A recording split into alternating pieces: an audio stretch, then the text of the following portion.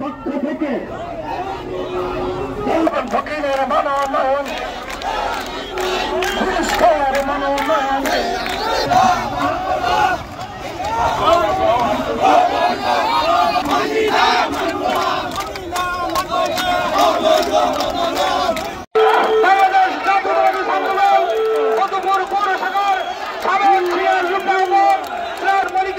আমি শুভেচ্ছা বক্তব্য রাখার জন্য আহ্বান জানাচ্ছি। আউযু বিল্লাহি মিনাশ শাইতানির রাজিম। বিসমিল্লাহির রহমানির রহিম। যে অ্যাডভোকেট মোহাম্মদ আলীর ভালোবাসার টানে এই জন্য সকলের পক্ষ থেকে আপনাদেরকে জানাই অভিনন্দন ও সালাম। আসসালামু আলাইকুম। আমাদের আপনারা খেয়াল করবেন যে আমাদের ওই যারা প্রাথমিকভাবে ধানের শীষের প্রতীক পেয়েছে তারা একটি মিথ্যাচার করে যে আমরা ধানের শীষের প্রতীকের বাইরে, কিন্তু আমরা ধানের শীষের প্রতীকের বাইরে না।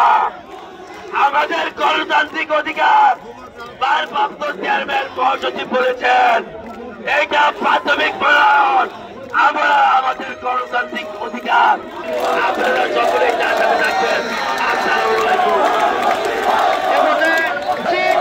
বাংলাদেশের জাতীয়তাবাদী যুবদল শাখার সাবেক যুগ্ম আহ্বায়ক সুভাষচন্দ্র হোসেন সুভাষকে শুভেচ্ছা বক্তব্য রাখার জন্য আহ্বান জানাই। আমরা আগামী দিনে বিএনপি করতে পারি মাটির এবং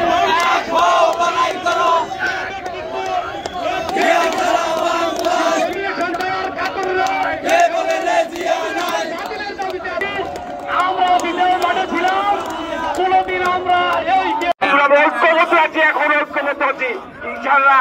আমি আর বিশেষ কিছু এই বলে আমার কথা সোহেল মাসুমকে শুভেচ্ছা বক্তব্য রাখার জন্য আহ্বান জানাচ্ছি। বিসমিল্লাহির রহমানির রহিম। আজকে আমরা এখানে যারা উপস্থিত হয়েছি, মধুপুরে স্বপন ফকির সাহেবের নাম এসেছে, কিন্তু মধুপুরের জনগণ মোহাম্মদ আলীর পক্ষে ঐক্যবদ্ধ।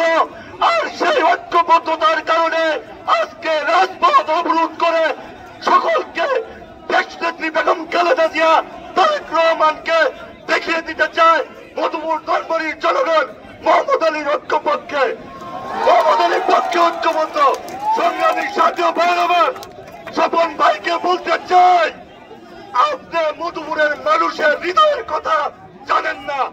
আজকে দেখেছেন মধুপুরের মানুষ কি বলছে, তাদের কথা বোঝার চেষ্টা করুন।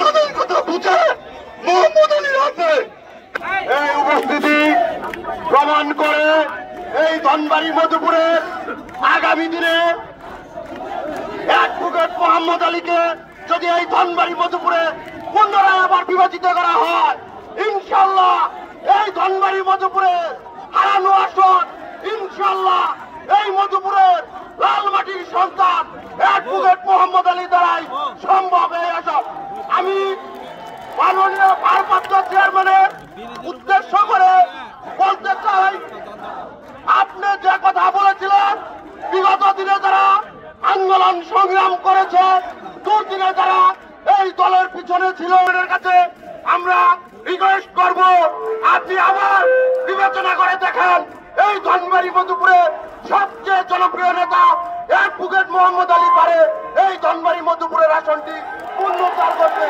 এই চেষ্টা করে আমি স্বপন ফকিরকে যে আংশিক একটা মরণ ঘোষণা করেছে, কিন্তু মধুপুরের ধনবাড়িবাসী অ্যাডভোকেট মোহাম্মদ আলীর পক্ষে আছে। ভাইয়ের আপনারা জানেন মোহাম্মদ আলী সাহেব আন্দোলন করেছে, মামলা খেলে মোহাম্মদ আলী কর্মীরা মামলা করেছে, রাজপথে রাখলে মোহাম্মদ আলী কর্মীরা রাজপথে রেখেছে। ভাইয়েরা